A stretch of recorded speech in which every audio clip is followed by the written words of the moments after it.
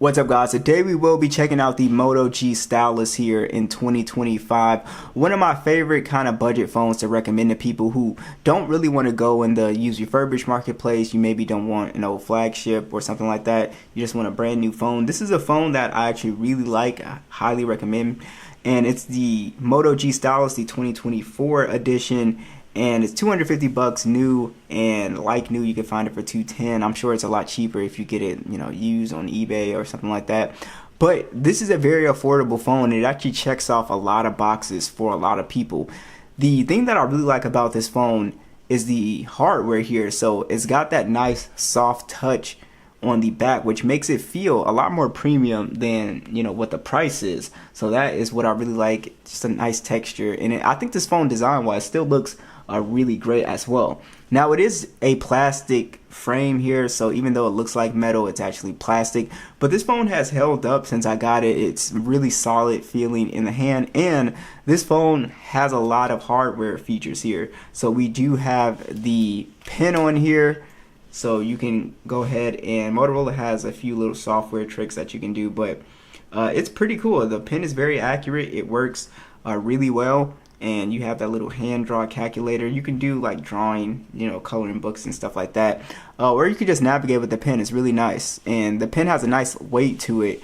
And, I've always really been impressed with the quality of the pen. You've also got a headphone jack down here as well too. And this phone also has SD card support, so you can expand the 128 gigs of base storage on here as well. So the hardware on the Moto G Stylus is really nice. I think a lot of people will really appreciate it. Now the display on the G Stylus is very good as well here. We still have a POLED display, and then this also is a 1080p display. It's 120 Hertz, and then it is also 1200 nits for the peak brightness. Our bezels are pretty respectable here, and everything is very sharp and clear on this display at 395 for the PPI here. So I don't really have any issues with the panel on here. I think it looks really good for the most part, especially for a budget phone, and everything is very smooth because of this 120 Hertz. So navigating the OS and just scrolling and swiping is really nice. So there used to be a time where budget phones, if they were like $200 or something like that, they used to be kind of laggy and a little glitchy. But these budget phones these days are really, really good, guys. Now, as far as the software, you don't have a really heavy skin on here. It's just Motorola with a few little additions here. It's nothing like too crazy. You can see our app drawer is essentially the same. This looks kind of like stock Android as well too. We just have that like transparent design here. The settings look a little bit different. As far as the software goes, the thing about the software is you only get one major OS update, and then Motorola will provide security patches after that. So we're waiting for the Android 15 update to come. But besides that, I mean, you'll find a little, features for your stylus and, just regular Android stuff here. But nothing is too far off from, stock Android. So if you like stock Android, then you'll feel at home with this phone. As far as gaming performance goes, I think gaming for, casual gamers is fine here. This phone is not going to give you the best settings like on an old flagship. We don't have 90 frames or 120 frames. This phone is running the Snapdragon 6th Gen 1 here, and it's a solid processor for the most part here. We have 128 gigs of internal storage, and we also have 8 gigs of RAM. So the phone does fine with performance as far as multitasking and as far as being able to play games casually. You can still, play PUBG really easily at 60 frames here. No problem. Call of Duty works well. But like I said, if you are someone who's more into competitive gaming, you want to look at kind of like an older flagship, so you can be able to get the 120 frames, something like that, S23 or something like that. But yeah, so as far as like, just coming in here, playing a couple matches of PUBG, no issues. I've never had like this phone heat up or anything like that. I've never had it really get like super warm or anything. So I think the Snapdragon 6th Gen 1 processor is totally fine. No issues at all here. And for all my benchmark people, these are the scores that you will get in Geekbench 6 here, and these are the scores you will get in Wildlife Extreme. Again, nothing really super impressive here, 3 to 6 frames, but again, in real life, like playing games is fine on the G Stylus. Check out these speakers at max volume.